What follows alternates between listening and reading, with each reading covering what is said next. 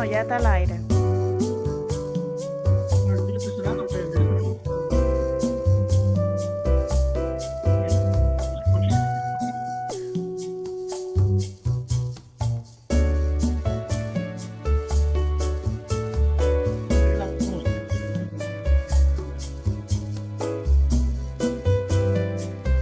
Muy buenas noches, amigos que están siempre en sintonía con su programa predilecto, Anestesia y Más. Soy la doctora Stephanie Núñez y esta noche nos complace presentarles un tema sumamente interesantísimo. Estamos en estos menesteres del cáncer de páncreas, del cáncer de mama, sin número de patologías oncológicas, y quisimos traerles este tipo de cáncer de suma importancia para toda la población dominicana y, ¿por qué no?, de la mano de especialistas capacitados con una amplia formación en todo lo concerniente a la parte oncológica. Tienen algo muy importante y algo en común cada uno de ellos, que al final de nuestro programa le estarán conversando sobre un gran proyecto para toda la población dominicana, que siempre está a la vanguardia y al keep de lo que es cáncer de mama, cáncer de cervix, de todos los órganos. Así que ya ustedes saben. Buenas noches, hermanos. Buenas noches, Castro Jonathan. Buenas noches, hermana. ¿Cómo estás? Dios bendiga a cada uno de ustedes. Gracias por haber estado con nosotros otra vez en nuestro programa Anestesia y Más.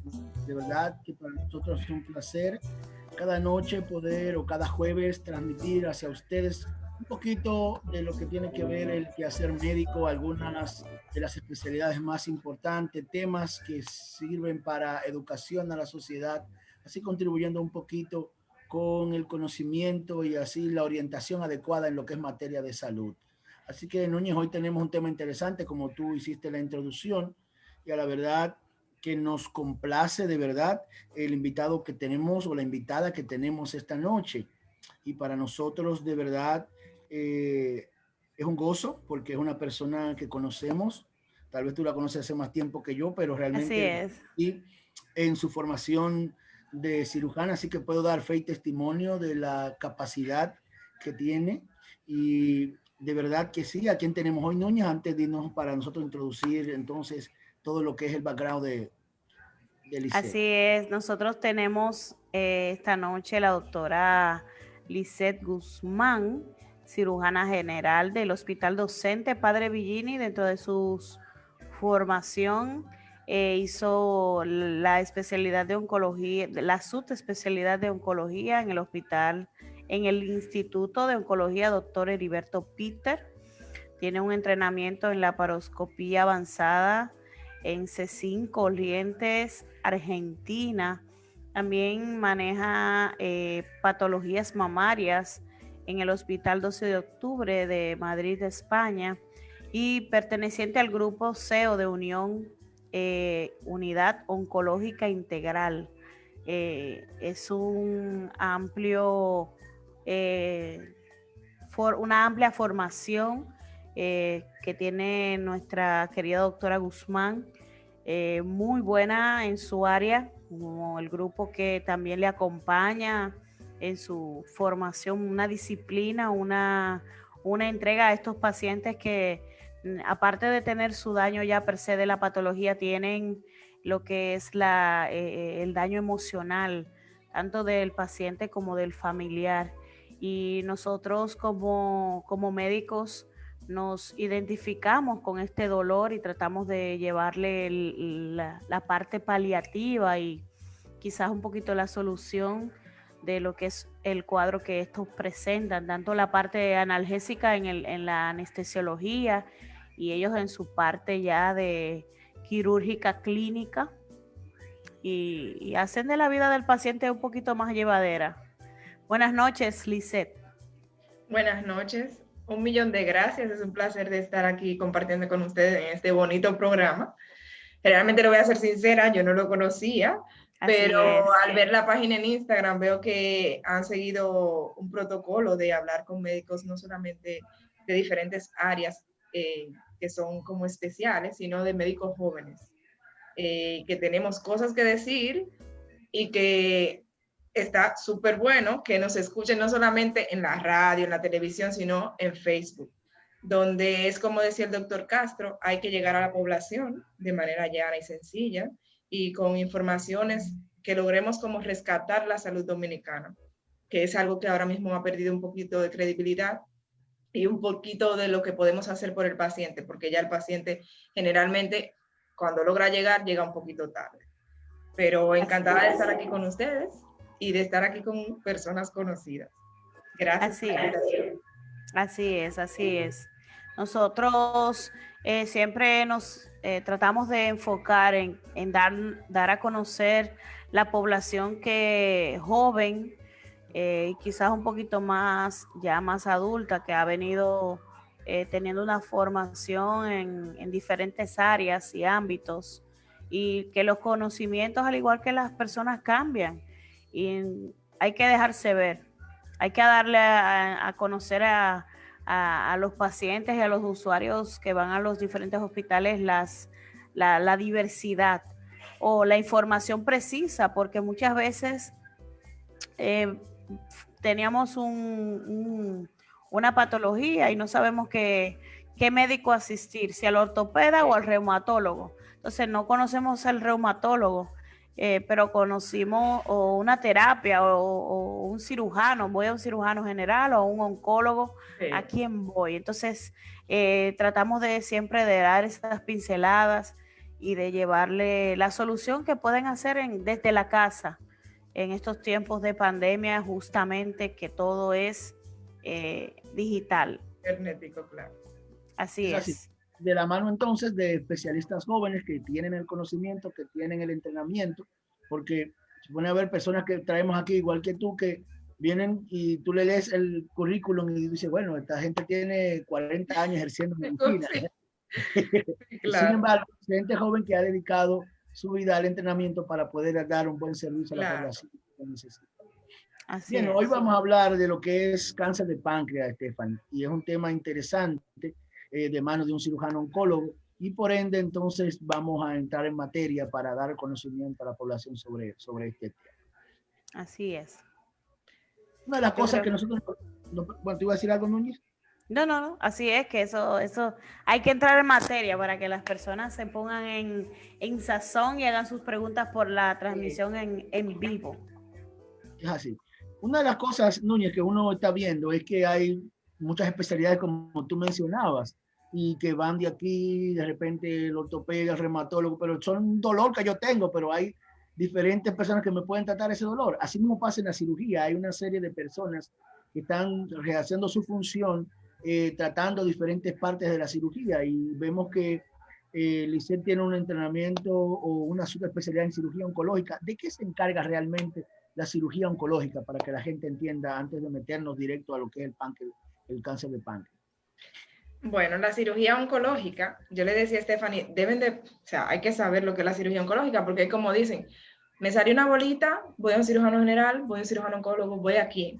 Entonces, el cirujano oncólogo es generalmente el subespecialista que fue entrenado para tratar, diagnosticar y prevenir en aquellas lesiones que son preventivas en lo que es el cáncer, si ya está diagnosticado o si son lesiones premalignas, así como de hacer prevención, tratamiento, diagnóstico precoz y todo lo que abarca lo que es el área de cáncer.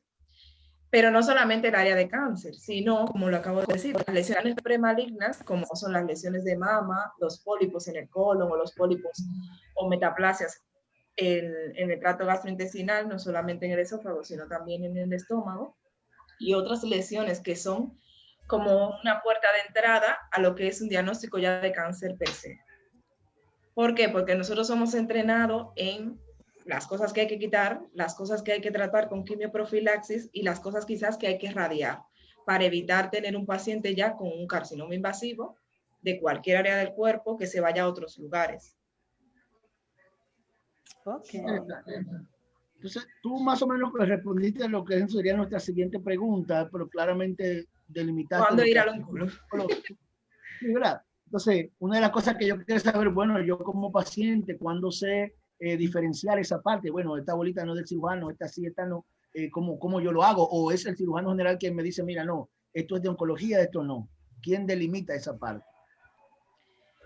Generalmente, nosotros nos ayudamos mucho en lo que son los especialistas bases, como son cirugía general, ginecología y oncología, que son los que generalmente manejan la mama, o los gastros que manejan el estómago. A nosotros puede venir el paciente o con diagnóstico o con una lesión que generalmente ya el paciente mismo busca en internet, o el médico le dice una lesión premaligna, y ahí entonces tiene que ayudarse de un oncólogo. Es por lo que dije anteriormente, el oncólogo es que sabe qué pasos va a seguir para evitar que eso llegue, o para, si llega, detectarlo temprano, resecarlo o darle tratamiento. Entonces, todas las lesiones, por ejemplo, de la mama, sería bueno que la viera un oncólogo o un mastólogo. Si hay poliposis gástricas o cambios en lo que es el epitelio gástrico, como algunas veces sale metaplasia intestinal, entre otras cosas, debe de ver un oncólogo. Si salen pólipos en el colon, si sale una lesión en el tejido celular subcutáneo o en las partes blandas, como son miembros superiores e inferiores, cabeza y cuello, las lesiones de tiroides, por ejemplo, se debe ver un oncólogo, un cirujano oncólogo, que es quien deriva ese paciente, ya si va a endocrino, para tratar, por ejemplo, si es tiroides, qué hace con la mama, o si gastro le tiene que dar seguimiento y nosotros verlos en conjunto con ellos. Y así sucesivamente, pero casi siempre las lesiones que salen que no estaban en el cuerpo, generalmente debe de verla un oncólogo. Es interesante, ¿verdad? Años con algo que uno le sale y uno dice, bueno, eso me salió ahí. Eso me salió hace 200 años, sí, así mismo. Pero hace 200 años, quizá ese nodulito que era pequeño, que había salido, con el tiempo cambia la celularidad, y lo que hace 200 años era bueno, pues ahora ya no es tan bueno. Y es ahí donde entramos. Generalmente yo digo, todo lo que sale en el cuerpo que no estaba ahí, que no es anatómicamente parte del cuerpo, hay que verlo con imágenes, y ya si el médico considera que amerita, verlo con una biopsia para ver que ese tejido, si es bueno y el paciente no quiere resecarlo, bueno, pues dejarlo ahí, pero saber que está, y saber que si cambia de tamaño, que si a la imagen cambia, entonces hay que ir a resecarlo, aunque el paciente, explicarle al paciente que cuál es su riesgo-beneficio de dejarlo o resecarlo, y ir a biopsiarlo. Sumamente interesante. Ya ahí él, después de delimitar, después, bueno, entonces ya realmente hay un abordaje más integral, realmente es lo que veo, porque al fin y al cabo, él me va a llevar, no tengo que estar como saltando, sino que inmediatamente él me lleva paso a paso a lo que yo debo hacer. Mucha gente le tiene miedo pensar, decir cirujano oncólogo, la gente entiende que es que él me va a diagnosticar un cáncer inmediatamente. Entonces, hay que tener miedo a asistir a una unidad oncológica o a una consulta de un cirujano oncólogo.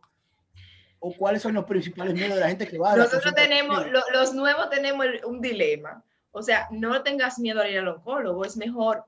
El cáncer no podemos ponerle una barrera, un escudo y decir, no, a mí no me toca.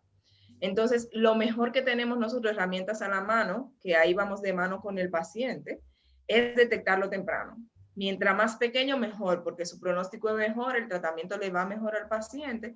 Las morbilidades, por ejemplo, cuando realizas cirugía o tratamientos, son menos cuando lo encuentras pequeño.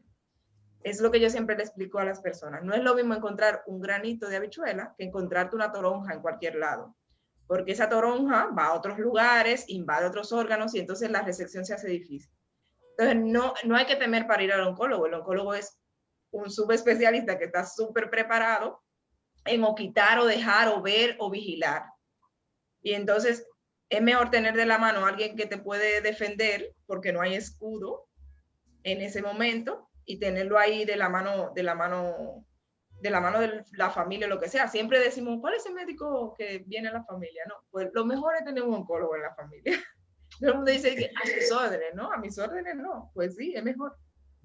Y el oncólogo tiene la peculiaridad de que siempre trabaja en conjunto.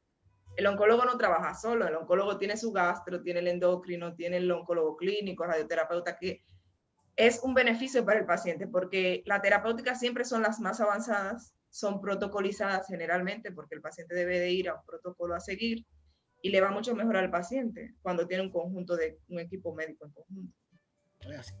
Y naturalmente a veces no es miedo al oncólogo directamente, sino a lo que al nombre, exactamente, a lo que me va a decir. Sí, porque uno sabe que el diagnóstico de él nunca es una apendicitis, claro. es una hernia, sino que... No, pero puede ser una inflamación, una fibrosis, etcétera.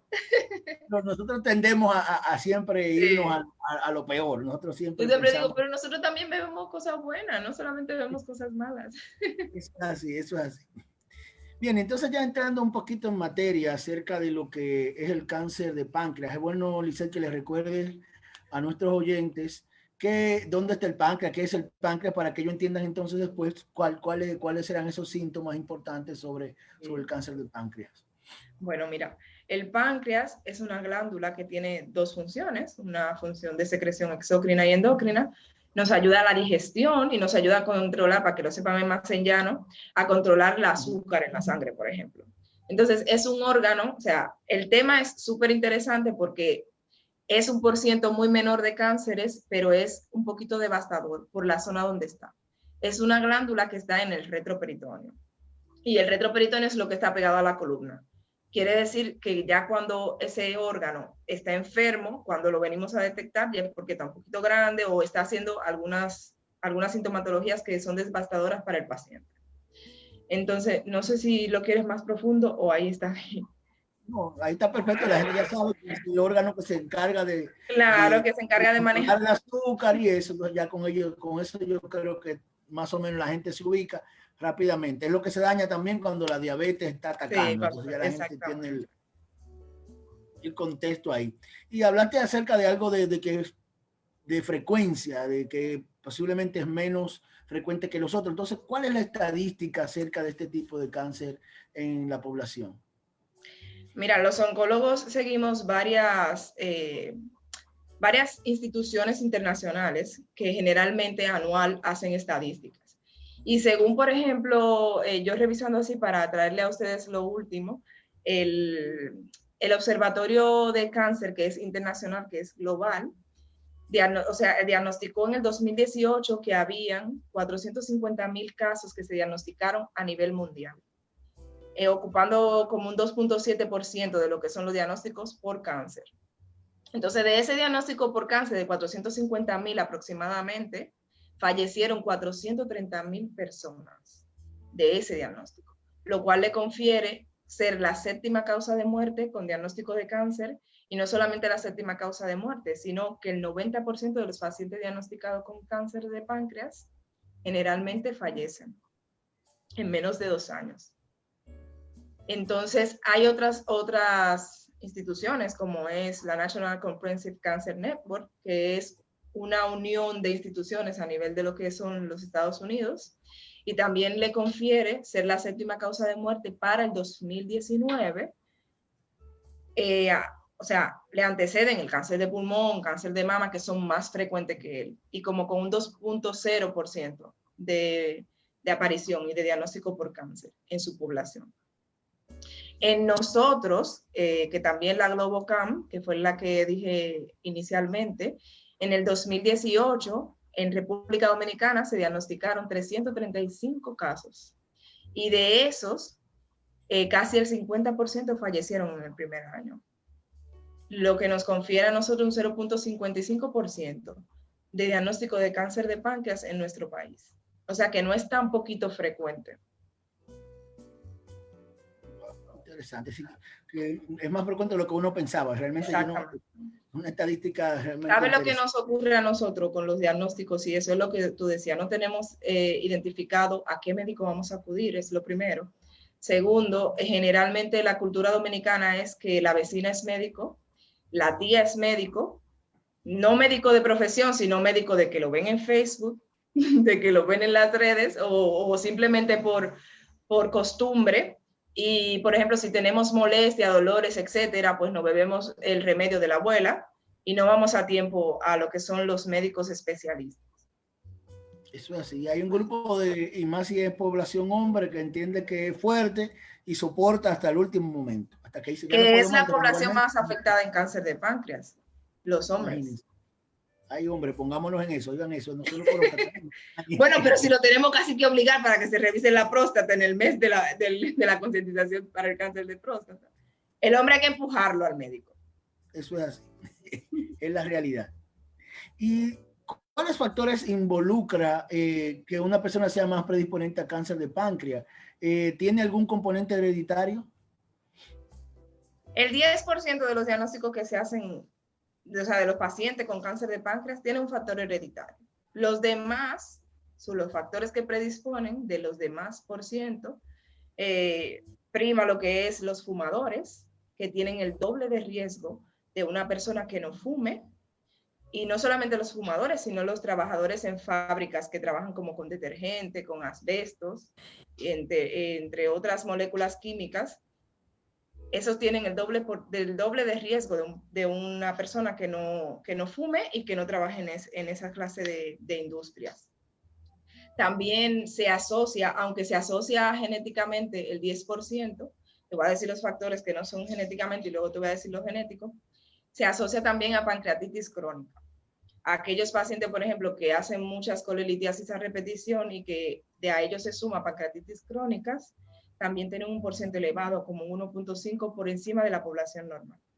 Y no solamente ellos, sino también los que tienen pancreatitis que son hereditarias, que son familiares. Le suma un por ciento que son como un 2.3%. Y de los factores hereditarios, que a veces, por ejemplo, nosotros no conocemos nuestros familiares, que es algo muy importante, que debemos conocer toda nuestra línea familiar y todas las patologías. El dominicano es muy pro a esconder las cosas y no sabemos que, por ejemplo, diagnósticos catastróficos como son cáncer, generalmente tienen una línea genética que o hay que seguir a partir de la persona diagnosticada o hay que ver hacia atrás quién estaba diagnosticado, si hay otros cánceres en la familia. Entonces, el 10% que se asocia a cánceres genéticos generalmente se ve en pacientes que tienen poliposis colónicas, como son aquellos que tienen síndromes específicos como Pest-Yerger. También aquellos con cáncer de colon, que son no ligados a pólipos, como son los síndromes de Lynch. Aquellas personas que tienen, para que lo entiendan mejor, que tienen el bone Hippel Lindau, que son lesiones sobrelevadas a la piel, generalmente son esas personas que tienen muchas lesiones grandes. Como yo sé que tenemos público que no son médicos, pues lo voy a aplatanar un poquito. Son aquellas personas que tienen muchas lesiones grandes en la piel y que generalmente están desfigurados a nivel de lo que es su vista por fuera y que generalmente por dentro también tienen las mismas características, sus órganos, sus riñones, su páncreas y hasta el hígado. Entonces esas personas tienen un riesgo mayor de tener cáncer de páncreas. Entonces, ¿por qué es importante esos factores de riesgo? Generalmente para el cáncer de páncreas no es como el cáncer de mama, que le decimos a la mujer anualmente hacer una sonografía, una mamografía para identificar las lesiones pequeñas. Entonces, ¿qué se hizo mundialmente? Se agarró a esas personas, los fumadores, esas personas con riesgos genéticos y los con pancreatitis crónicas, entre otras lesiones que son premalignas del páncreas, y entonces a ellos sí le dijeron, bueno, eventualmente cualquier sintomatología digestiva, pues vamos a buscar imágenes que nos hablen de cómo es el páncreas, para poder identificar cualquier lesión del páncreas de manera precoz para que su pronóstico sea mejor.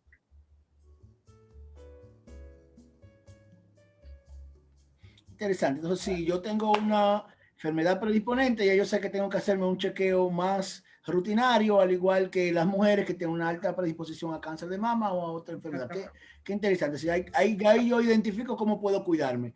Pero yo que tenga alguna manifestación, ¿cómo yo puedo saber que lo que yo estoy sintiendo tiene que ver relacionado con el páncreas y que puede ser un cáncer de páncreas? Mira, un factor que no lo planteé ahora son los que tienen diabetes mellitus. La edad, por ejemplo, de afección del cáncer de páncreas es entre 55 a 79 años de edad. Entonces, ¿qué se han hecho los estudios? Si tengo la mayoría de casos de pacientes con cáncer de páncreas, ¿qué hicieron de manera de inicio, de cuadro clínico inicial? una diabetes mellitus insidiosa. Yo tengo 50 años, generalmente si yo voy a ser diabético de genética, me inicia en edades anteriores, entonces ese paciente deberíamos observarlo y deberíamos evaluarlo bien, porque ya un paciente a esa edad, por ejemplo, que vaya a debutar con diabetes, debutaba antes. Entonces, eso ellos identificaron en los pacientes con cáncer de páncreas, que la mayoría aparecía de primera instancia lo que era una diabetes, diagnosticada en una edad fuera de lo normal, como se diría. Entonces, ¿qué generalmente va a presentar el paciente? El paciente presenta una pérdida de peso importante, que se presenta en el 80% de los pacientes. Presenta una pérdida del apetito. Puede presentar el color de la piel que se le ponga amarillo, que es lo que llamamos ictericia.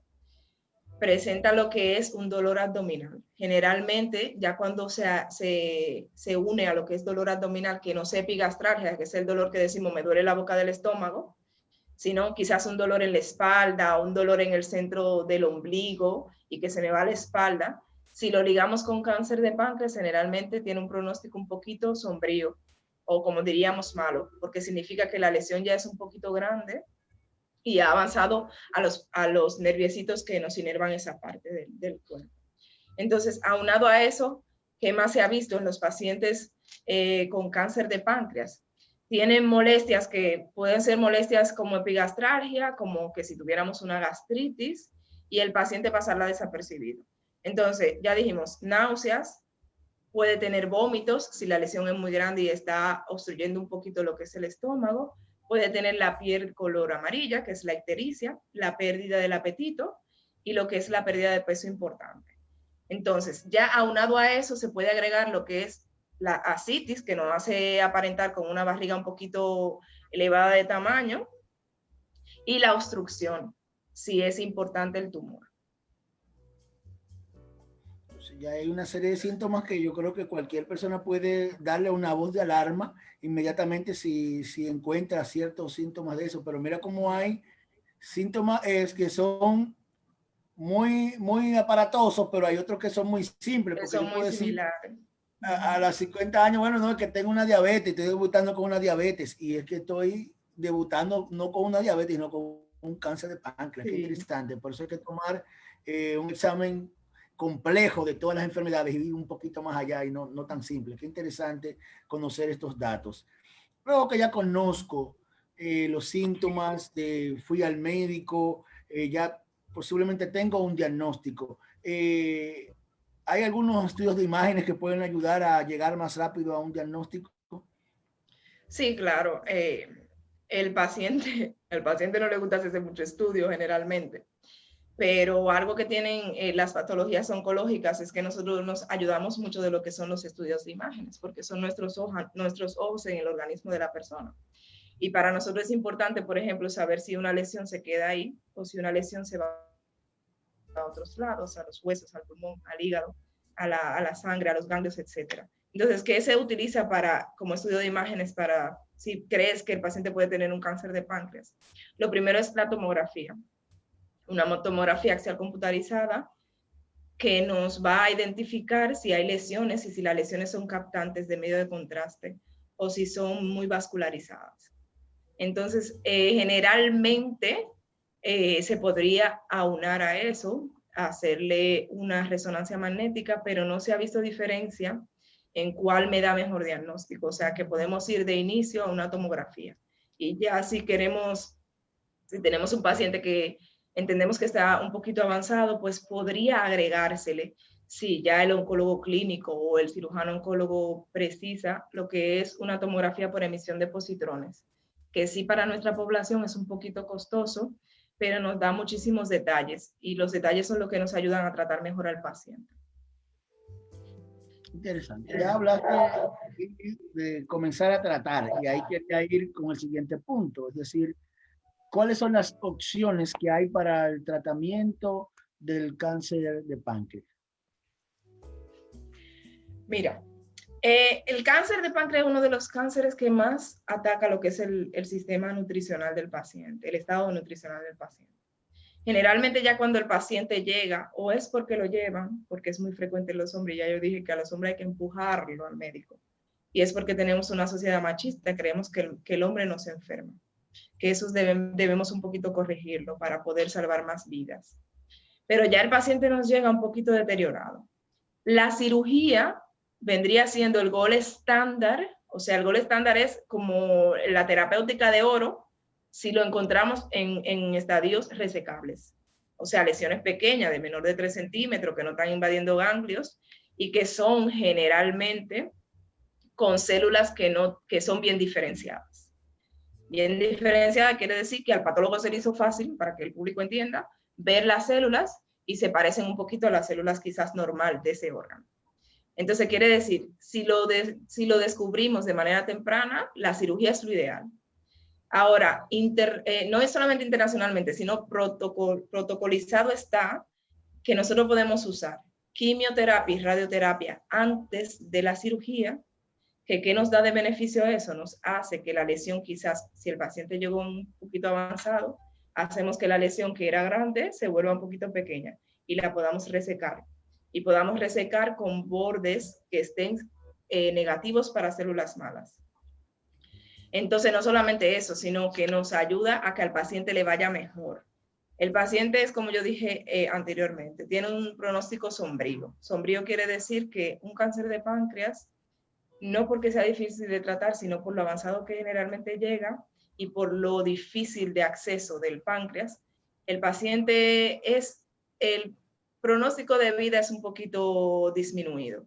Pero si le agregamos quimio y radioterapia y a eso la cirugía, entonces se eleva de un 18% que sobrevive a 5 años a un 22% de sobrevida a 5 años. O sea que son terapéuticas que realmente han dado la talla para manejar esa clase de pacientes. ¿Y quién no querría tener su familiar un poquito más? Bien, de aquellos que quizás iban a sobrevivir de una manera digna, como se diría, 18 meses, pues con quimio y radioterapia prequirúrgica le agregamos hasta llegar a 27 meses algunas veces. Bien, entonces, ¿qué otra terapia se ha dado? Si tenemos un paciente que realmente no le podemos hacer nada en cirugía, entonces le agregamos terapia adyuvante, que es la terapia neoadyuvante, y lo dejamos así como cuidados paliativos. Bien, para que eso no crezca y no vaya hacia, por ejemplo, las arterias y los demás órganos que le quedan cerca, porque está rodeado de todas las cosas importantes del abdomen. Y entonces tenemos esas terapéuticas para alargar la vida del paciente y para que su pronóstico y sus comorbilidades y sus lesiones y su cuadro clínico se disminuya hasta que el paciente tenga una vida que no sea mala y no sea con dolor. Realmente esa es una de las causas. Ahora, cuando ya no tenemos dónde ir, entonces por lo menos dignificar la enfermedad de cada paciente y llevarlo de la mejor manera y que pueda tener un final de vida de lo más adecuado posible. Claro. No, y es como decía Stephanie, el paciente oncológico no solamente se afecta a él, sino que todos sus familiares están afectados. Entonces, nadie quiere ver quizás su viejito o sus familiares sufriendo dolor. Entonces, todo eso se mejora quizás con los cuidados paliativos, que lo más probable es que me lo pregunte más adelante. Y esa es nuestra función. Realmente estamos en una etapa difícil donde nadie me quiere tener de amiga, pero es una etapa muy bonita porque le ayudamos al paciente a ver la vida no solamente desde el lado positivo, sino a pasar ese trance de su vida, que es un poquito molesto e incómodo. Nosotros lo hacemos un poquito más ameno y le damos la mano amiga, como siempre. Esto así. No, y ahí va la pregunta, ya que entramos hablando del cuidado paliativo, si hay algunos cuidados especiales directamente a lo que es el cáncer de páncreas, si hay algo que lo diferencia de otros cuidados paliativos en otras patologías que tienen que ver con cáncer en sentido general. Mira, muchos de los pacientes terminan en cuidados paliativos. Los cuidados paliativos son aquellos cuidados que se le dan a los pacientes que tienen lesiones que no podemos darle más tratamiento, no le vamos a mejorar nada, pero le damos cuidados que ayudan, como tú dijiste, a que dignamente lleguen hasta donde papá Dios quiera.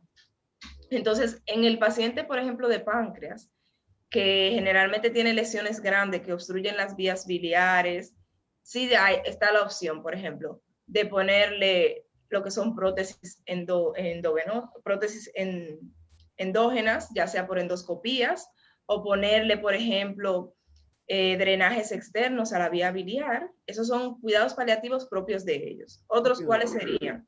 Cuando tenemos obstrucción, por ejemplo, de la vía digestiva, que es un paciente que todo lo que come vomita, o le podemos poner una vía de alimentación externa a su abdomen, que es un poquito incómodo, pero es una vía donde tú puedes mantener tu familiar para que no muera de hambre, por ejemplo, que es lo que se llama o una yeyunostomía, o podemos ponerle una derivación interna. Como dije hace un ratito, los pacientes con SEA de páncreas, su nutrición está en el suelo. Entonces, todo lo que yo pegue adentro se va a despegar. A menos que lo llevemos a un estado nutricional que generalmente se hace previo a cualquier procedimiento quirúrgico, así sea paliativo, al nivel nutricional que necesitamos los cirujanos para cortar y pegar cualquier cosa dentro del organismo, y ahí sí le hagamos quizás una gastroyeyuno, que es una derivación entre el estómago y el intestino, y el paciente pueda alimentarse mejor. Esos son otros cuidados paliativos. Pero uno de los más importantes que no debemos dejar al lado son el manejo del dolor. Ese paciente generalmente tiene mucho dolor, y generalmente el paciente oncológico, ya en su etapa terminal o con lesiones muy grandes o que no puedas abordar quirúrgicamente o que no puedas manejar con medicamentos, entonces tenemos que abordar lo que es el dolor. Generalmente los especialistas del dolor son ustedes, los anestesiólogos, pero hay muchos equipos que han hecho entrenamiento que manejan el dolor de manera inicial. En otros países, generalmente lo que se le pone son catéteres externos, donde se puedan automedicar a veces con morfina, que son los medicamentos que más se usan, pero sí está esa opción. Es lo que yo siempre le digo al paciente oncológico: no se siente en su casa a esperar que le lleven las cosas. Si usted no se siente bien, vaya al médico. Hay opciones para cada paciente oncológico. A nadie se le deja, por ejemplo, se le deja fallecer muerto del dolor o muerto del hambre o muerto amarillo pollito, como decimos. Para todo eso hay una solución. Eso es así. Hay un manejo integral para cada quien. La ayuda está ahí, lo que hay que ir a buscar. Exactamente. Porque la medicina dignifica a cada paciente, a cada enfermedad en particular, buscando que la persona se sienta dentro de su cuadro lo mejor posible. Lo mejor posible, así mismo. La humanización es lo más importante y para eso estamos realmente. Es así. Yo creo que, Lizeth, ya casi estamos llegando al final. Hemos estado nutridos, realmente una conversación interesante. ¿Qué recomendaciones tú tienes para la comunidad, la población en general, en cuanto a esta patología? Mira, te lo voy a hacer global, no solamente en cáncer de páncreas. En oncología, nosotros no manejamos libros, manejamos pacientes y manejamos estudios. Entonces, ¿qué pasa con nosotros? Que vivimos actualizados día a día. Lo que ayer quizás mataba el paciente y se lo dábamos, ningún médico quiere matar al paciente, pero había medicamentos que para matar las células malas quizás te hacían agravios a otras células. Ya lo que en el pasado hacía eso, ya hoy no lo hace. ¿Qué tenemos ahora en oncología? Terapias totalmente dirigidas. No es lo mismo, por ejemplo, me voy a poner a mí de ejemplo, que Lizeth Guzmán tenga un cáncer, a que Stephanie tenga un cáncer. Quizás nuestras terapéuticas sean diferentes, porque ya en la actualidad las terapias de oncología son para ese paciente, con su nombre y apellido, y con el nombre y apellido de la célula mala que tiene. Entonces, ¿qué les recomiendo a los pacientes y a la población en general? Los médicos están ahí, los especialistas están ahí, los jóvenes, los mayores, nos vivimos actualizando para ofrecerle lo mejor. Si te sientes mal, o sea, confía en un médico, es lo primero, porque generalmente tenemos muchos comentarios que quizás no sean los correctos y perdamos tiempo. En oncología, el tiempo es primordial. Nosotros trabajamos contra el reloj del tiempo. Y entonces lo hacemos con todo el deseo del mundo de ayudar al paciente. Busquen ayuda cuando la necesiten. Los médicos estamos ahí, estamos a las órdenes. Y no se limiten por nada financiero. Denle calidad de vida a sus familiares. y llévenlo al médico, es lo más que le puedo decir. Cuídense y evitar las cosas que no nos suman, como el cigarrillo, el alcohol, entre otras cosas que podemos ir disminuyendo para llevar un estilo de salud, de vida más saludable. Eso es así, es así. Una gran verdad. Lisa, sabemos que estás dando tu servicio en la unidad oncológica integral. Queremos que antes de terminar nos cuentes un poquito de ese nuevo proyecto, qué están haciendo, dónde están ubicados y cuáles son los servicios que puede la población encontrar allí en ese lugar. Bueno, mira, como dijiste, estamos en UNOIN, que es Unidad Oncológica Integral, en el sector de Herrera, pero tiene acceso por los dos lados. Es en la Rómulo Betancourt, esquina Isabel Aguiar. Una plaza grandota ahí que se llama MIR, en el tercer piso, suite 303. Ahí estamos a las órdenes de todos. ¿Qué hicimos? Un grupo de chicos jóvenes que queríamos ayudar a la población y a esa población que generalmente no accede a los demás centros porque están a distancia o por cuestiones financieras. Nos unimos y formamos lo que es la unidad oncológica.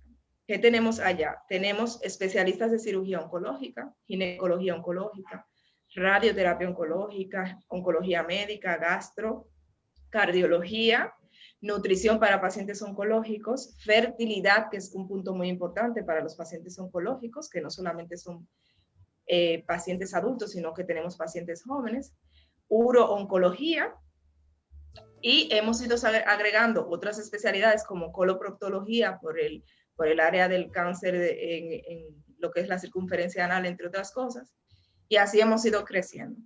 ¿Cuál es la idea? Tener todos los especialistas que necesite un paciente oncológico en nuestra unidad, y así lo hemos estado haciendo, para que el paciente no pierda tiempo, es lo primero, se dirija ya el paciente de Herrera y el paciente a nivel nacional, y también no solamente de la capital, sino de todos los pueblos que quieran llegar, se dirijan a la unidad sin importar el estirpe financiero. Hay muchas veces los pacientes dicen, bueno, es una unidad, me cobran. ¿Qué peculiaridad hay allá? Usted tiene seguro y tiene la posibilidad de pagar, obviamente va a pagar una diferencia de consulta. Pero si usted es de los pacientes que no tiene nada, pues también puede llegar allá, que nosotros no nos negamos al servicio.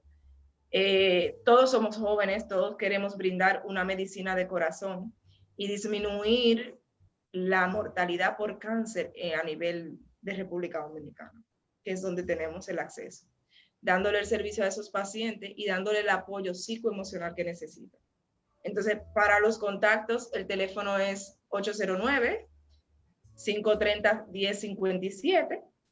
Y ahí estamos de lunes a viernes, de 8 de la mañana a 5 de la tarde, y los sábados de 8 a 12 del mediodía.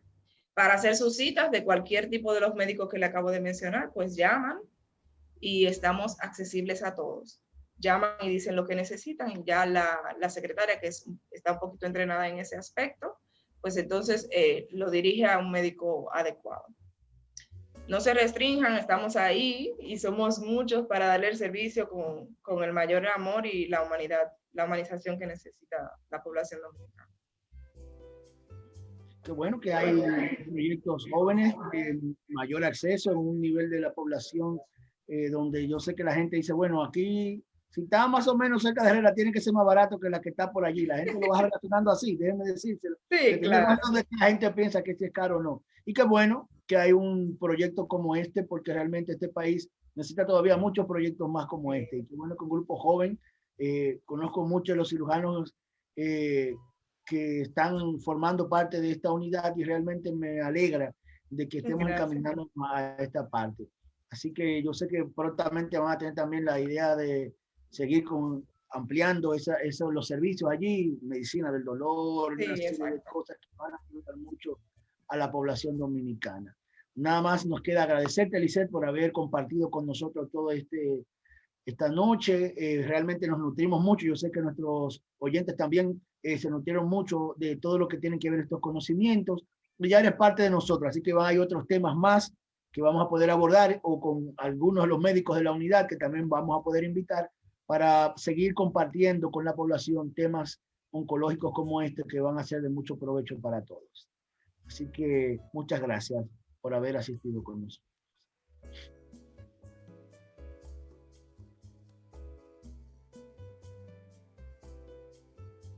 Y a ustedes, queridos amigos, nos queda también que agradecerles por haber participado con nosotros en nuestro programa Anestesia y Más. Así que nos veremos con nuestra hermana Stephanie Núñez la próxima semana. Y quien les habla, Jonathan Castro, para otro programa más en Anestesia y Más. Buenas noches y que Dios les bendiga.